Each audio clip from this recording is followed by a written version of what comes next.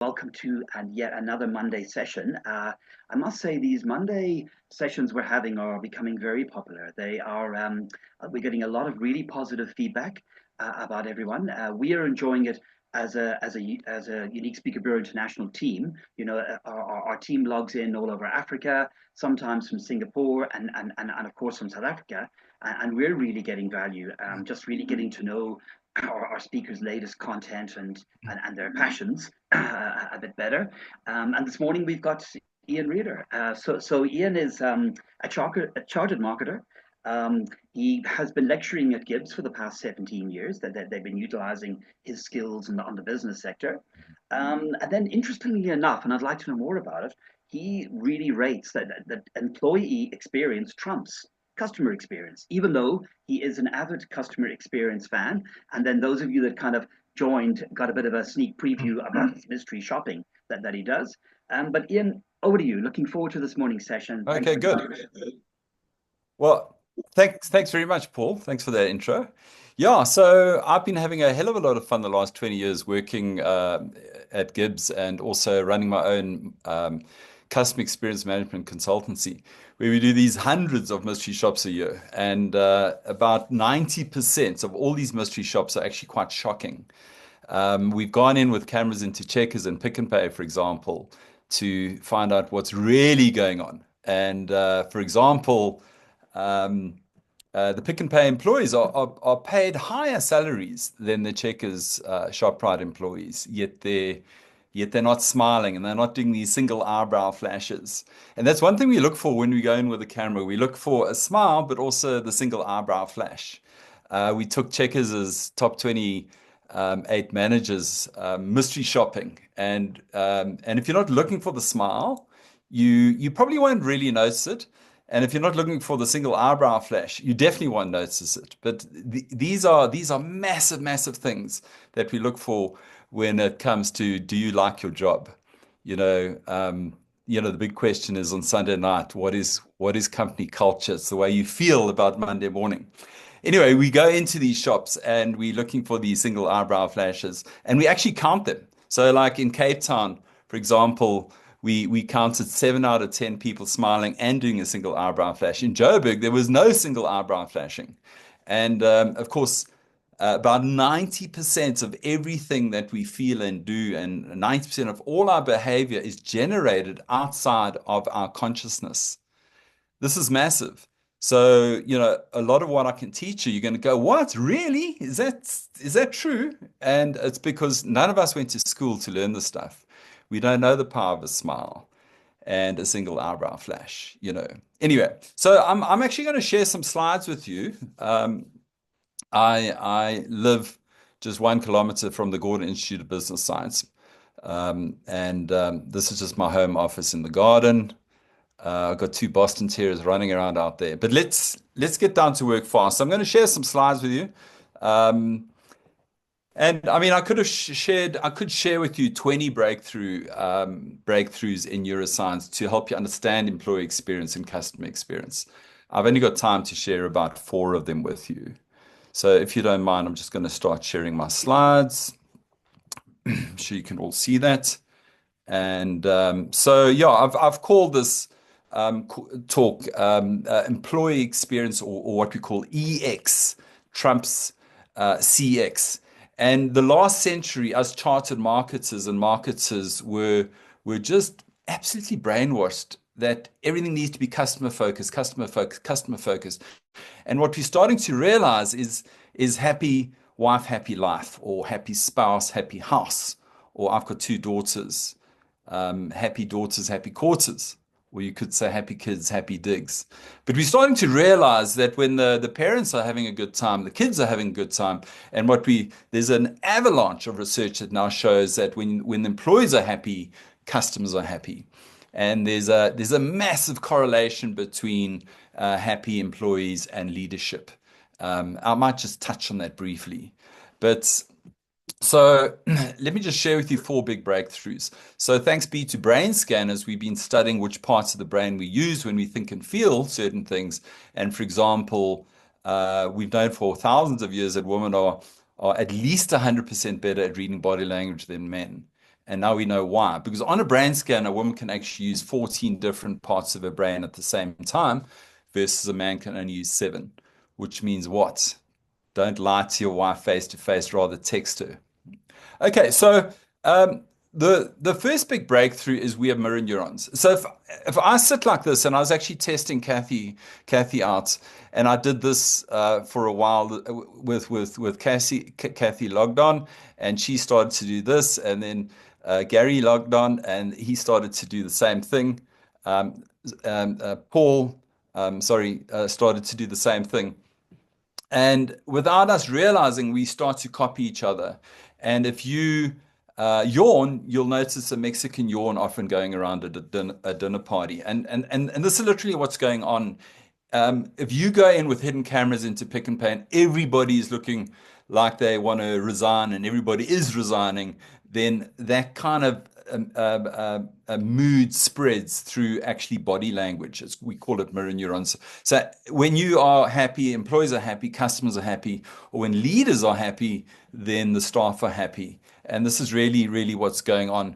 And amazingly, if you do this in Greece, it's actually a swear word, but in other parts of the world, this means cool or perfect. And do this quickly, all of you. Try and do this and do the perfect sign. And then take the sign, the circle, and put it on your cheek. And you'll notice that you're putting it on your cheek, right? But at the live talk, when I did this, I said, put it on your chin. And 99% of people, although I put it on my cheek, 99% of people, although I said, put it on your chin, put it on their cheek. And then I said, no, put it on your chin. And they said, it is my chin, but this is your cheek. And that's a great way of testing it. Show me the number 5. If you do this, it's quite easy. If I show you the number 5, it's quite easy to copy me. But close your eyes and show me the number 2, all of you. Show me the number 2. Now, 99% of you are going to be doing this, whereas the whole of Germany are doing this. And the rest of Africa is doing those 2 fingers. Now, we don't know we do this stuff, but it's because of mirror neurons, because the people around us are doing this or whatever it is. And if we fold our arms, you'll notice 70% of you have put your left arm over your right arm. So there's stuff going on. We know there's stuff going on. And so when you're grumpy, it feels like I'm grumpy. And this is actually how these moods or the cancer can spread in a company. If you think that looks weird, it doesn't look weird, but that's exactly the same photograph. Now, this just proves that we've got a part of our brain, it's actually on the right side of your brain, that is responsible for looking at smiles and lips all day long, even though you don't know you're doing it. So if we flip this picture that way around, it doesn't look bad. And then all of a sudden you go, oh my gosh, that looks weird, man. And that's just to prove that your brain is unconsciously looking at the eyes and the mouths all day long. So if you're not doing single eyebrow flashes, if there isn't a smile in the eye, if there is no sign that you for me, consumers or staff members are saying you must be against me. So who's happier, top or bottom? Who's happier, top or bottom? Top. So 99% of people say top. If you say bottom, your brain's not wired correctly. So don't admit it if you said bottom. It's quite interesting. Your left eye actually looks for smiles, not the right eye. The left eye is responsible for looking for smiles because it's connected to the right hemisphere of your brain, which is connected to a little box over here called the fusiform. So 99% of people say the top picture is happier than the bottom picture, yet they're identical photographs. They're identical. They've just been flipped. So that's just proof that we got mirror neurons. The second biggest breakthrough is if you had to describe the human brain in just one word. I'll give you a clue. It starts with S. What is that word? This is massive. It'll change everything. It'll change the way you lead. It'll change the way you work with your customers. Starts with S. Not that word, guys. Social. We are more social than any other species. Okay? Now, I'll show you Matthew Lieberman's research that if leaders factored in the fact that humans are social, they'd be 610% better leaders. Isn't that fascinating? So let's look at a few stats. only 1% of leaders factor in social when leading their staff. And yet, if you factor that in, you'd be 610% better than yourself if you did not factor in the fact that humans are social. The brain does not come to work to work. The brain comes to work to socialize first. Okay, look at the statistic. So this is from Gallup. How many times more likely would you love your job if your best friend was at work? How many more percent? Like 70%, 6% more likely to love your job. And we talk about employee engagement. Now, this word engagement means happy at work. I'm motivated to work. When I go to work, I'm engaged as opposed to disengaged. All right. You're 7 times or 700% more likely to work hard if you just had one good friend at work. It's like frightening. And you know, HR needs to get a grip with this and not saying, I have found somebody, you're going to love them, Kathy. You know, Paul, I found a person who fly fishes just like you. You're going to love working with them. No, we need to involve Paul in maybe the interview process because you're going to work with this person that you like or hate. Okay. So there's a lot of research that shows that the workplace needs to be designed to socialize. Breakthrough number 3 is the rational human being just does not exist. And this is a massive breakthrough that, I mean, if you actually look at your brain, only 4% of your brain mass over here is used to think. The rest of your brain is used to feel. Okay. And there was a guy called Rene Descartes in the 1600s. And this guy is the father of philosophy and the father of psychology. And guess what he said? He said, I think, therefore I am. And he's absolutely wrong. What he should have said is, I feel, therefore I am. You know, what's the culture of your company? It's not a thought, it's a feeling. How do you feel on a Sunday evening before the Monday morning? It's not a thought, it's a feeling. And one of the biggest feelings is about who am I going to socialize with tomorrow? Okay. So the fourth big breakthrough, and this is massive. You know, I've given you 4 big breakthroughs, but this one is huge. So before the advent of brain scanners, Robert Plutchik realized the opposite emotion of trust is disgust. Now, that's not the bombshell. The bombshell for this morning is, did you know that there is no emotion in between trust and disgust? You either have trust for your boss or your work colleague, or the customer either has trust for you or they have disgust for you. There is no emotion in between. If you're lukewarm, the customer will spit you out. If you're lukewarm for me on a Monday morning, Kathy, how's your weekend? You know, I could say it like that. Or I'd say, Kathy, how's your weekend? Did you watch your son play cricket this weekend? You know, that's factoring social, and that's proving that I'm kind of for Kathy, not against her. Or one of the worst things we see in South Africa is, hello, how are you? No, I'm fine, and you. I mean, that is absolutely showing there's disgust for the human. There are so many better things than you can say on a Monday morning. Hello, how are you? No, I'm fine, and you. It was no single eyebrow flash and no smile. This is massive, and I could talk about this for 1 hour flat out. If you're not for me, you're against me. If you're lukewarm for me, I'll spit you out. And this changes everything when it comes to customer engagement and leadership. Good. So that's a bit of a background. So unfortunately, the advertisers and companies promise, and they try to create this trust through advertising, and then we really experience the reality. This is what's going on. Pick and Pay do an ad on TV, and it's all about you, and then you go and there's not one single eyebrow flash, not one smile, and people are standing in front of you actually looking belligerent and saying, what are you doing in front of me? So instead of having trust, you have disgust. This was in February in Mauritius. This is an ad, a poster, a TV screen. This dish was advertised all over the hotel. Even up in the lift, there was a massive TV screen saying, you know, try our world-class master chef's signature dish. Okay. It's squid ravioli, squid ink, that's the black, and it's drizzled with this, and it's got this rare flour sprinkled on top of it, and this is what arrives. You go from trust to disgust.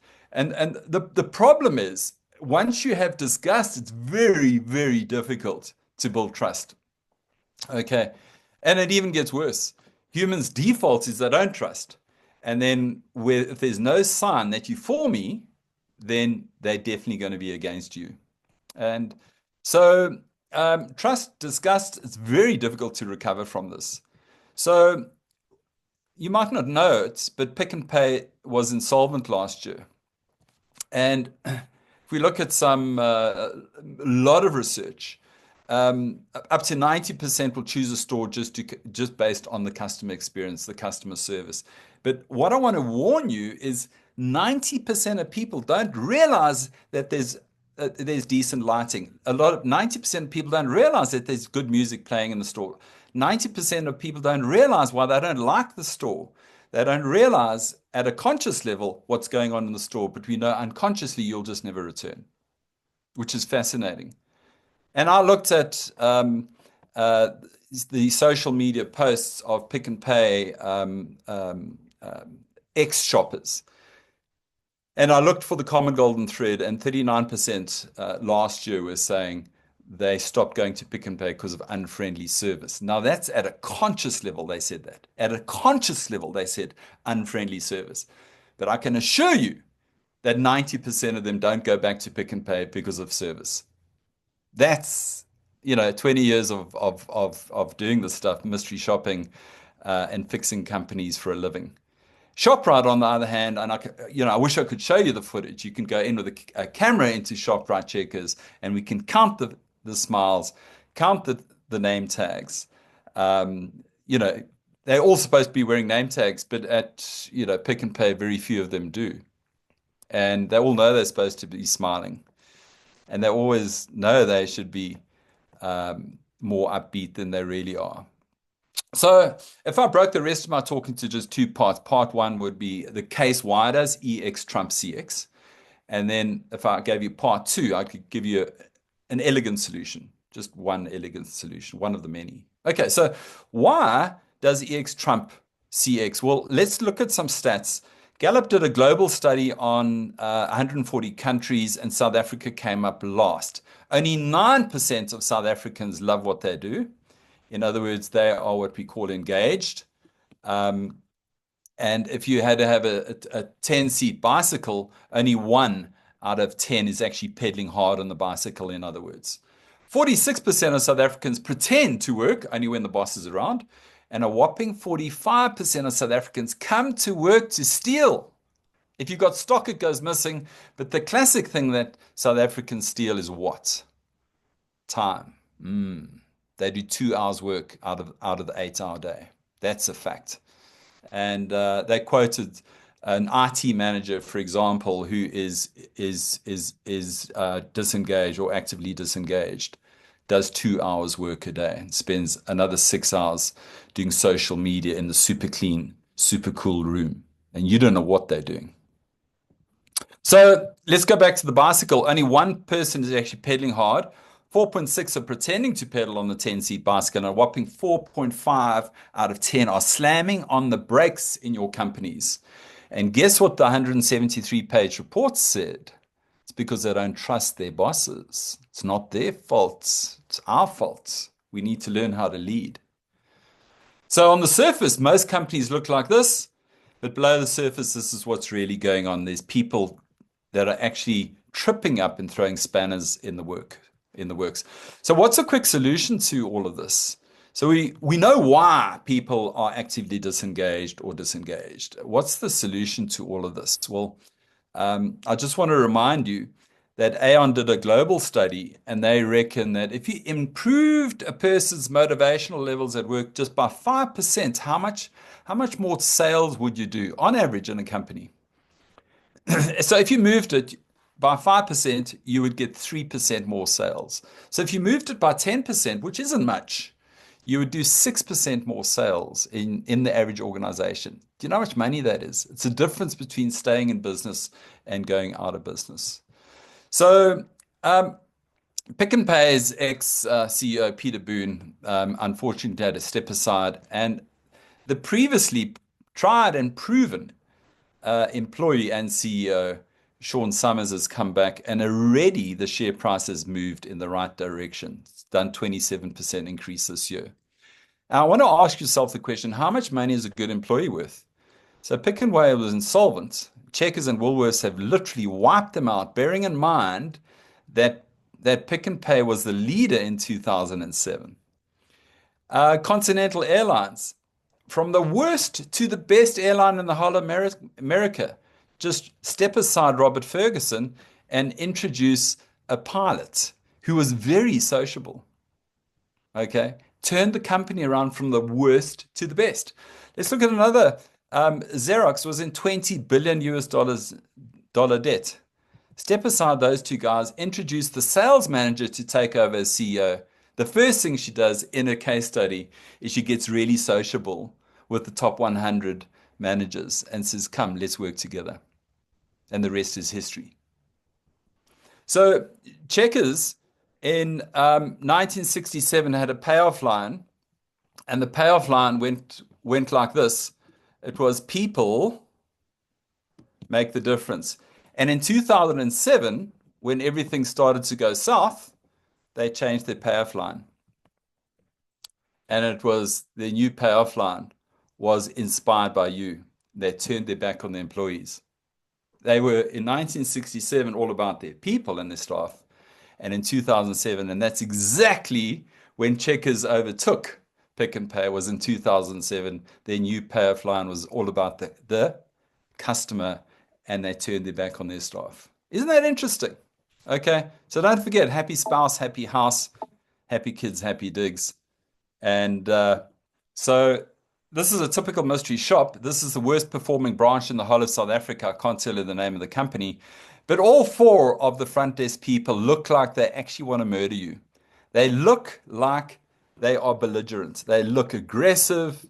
They look they're actually taking their frustration out on the customer. And then you can go to the best performing branch. Let me show you, and I've got permission to use their faces. The best performing branch in the whole of South Africa regards Great Wall Motors or Haval is this branch. And we can just see the difference. They are cooking on gas. And so let me just finish off. When you love your work, then customers seem to love your work. And the same is true when you hate your work, then customers seem to hate your work. And see if you can finish this sentence. When you love your work, then you'll see all the ladies will easily finish the sentence, and the guys just can't. They just like caught like a deer in the headlights, which proves what? Men are also very emotional creatures. Thank you.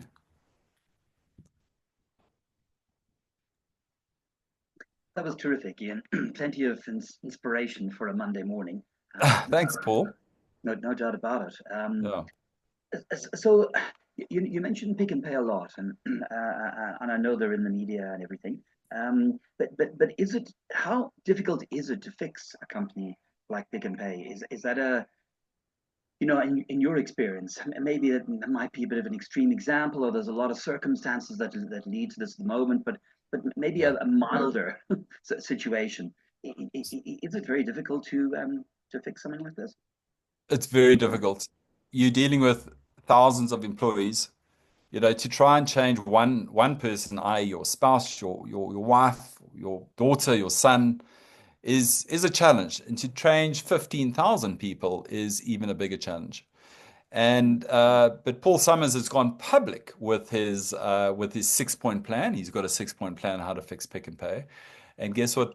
Number one is fix my managers first. You got to fix the parents before the children get fixed.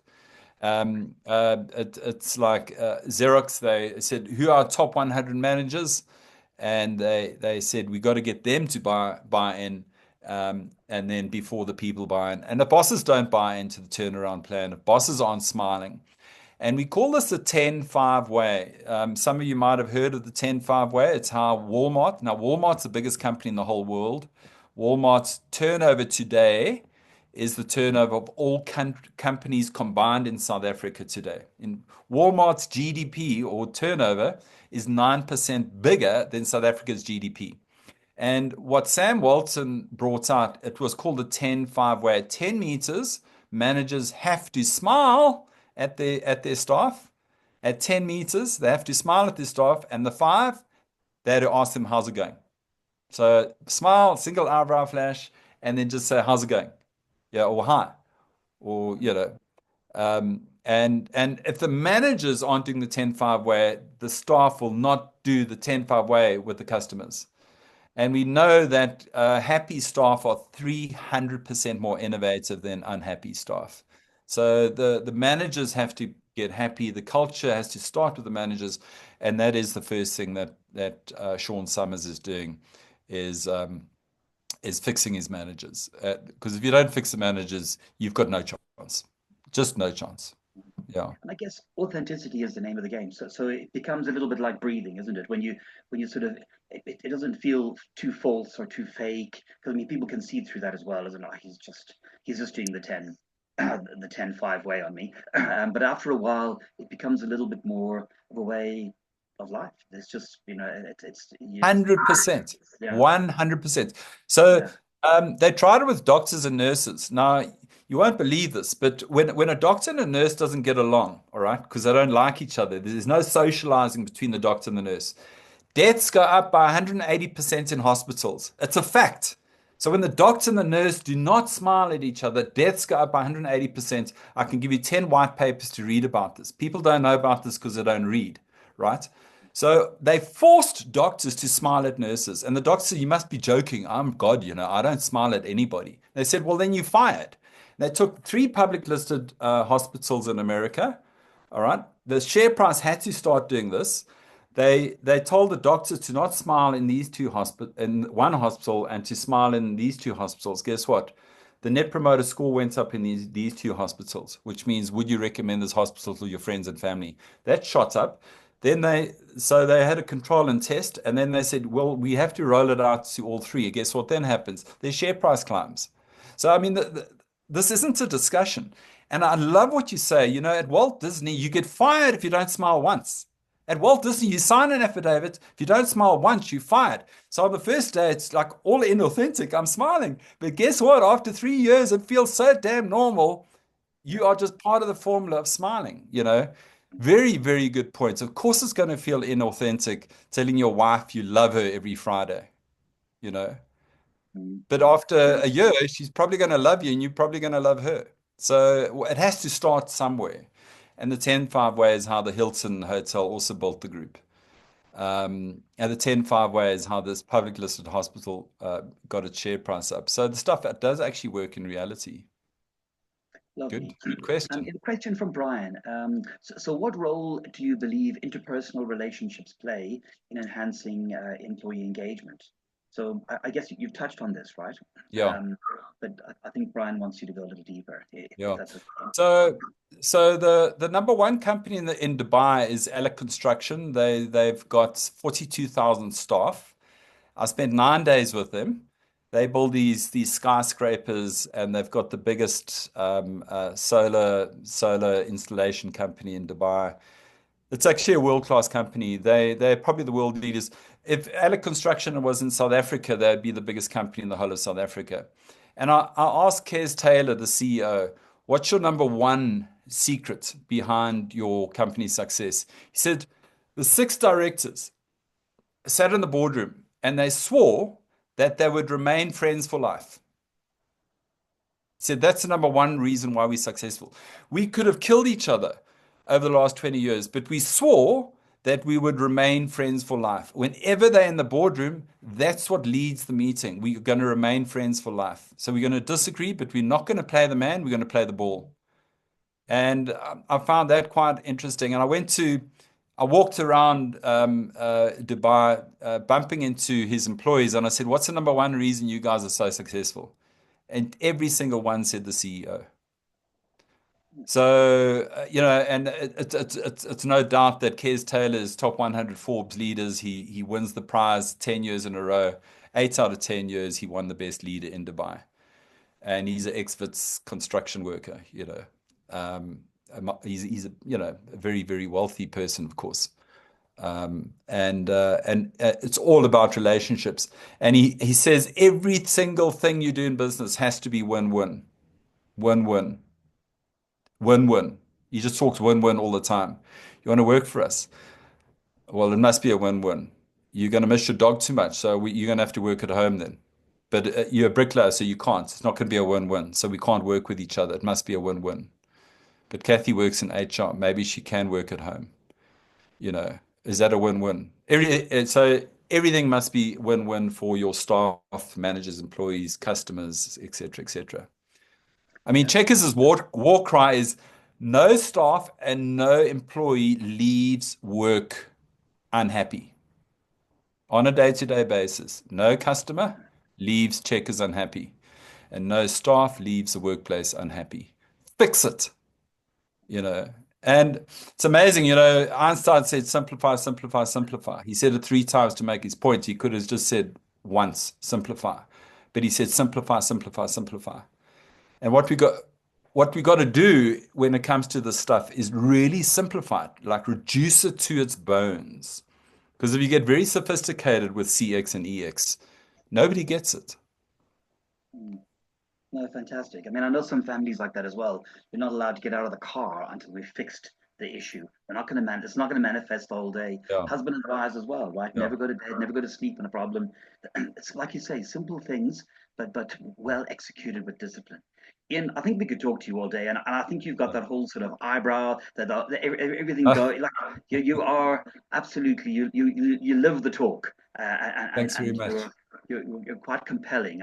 You're very easy to listen to and very interesting.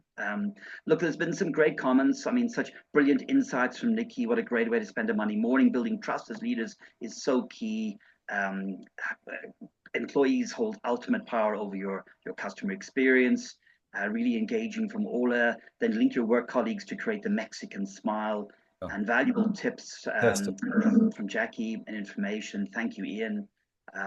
Yeah, Edgar's, says Shelley.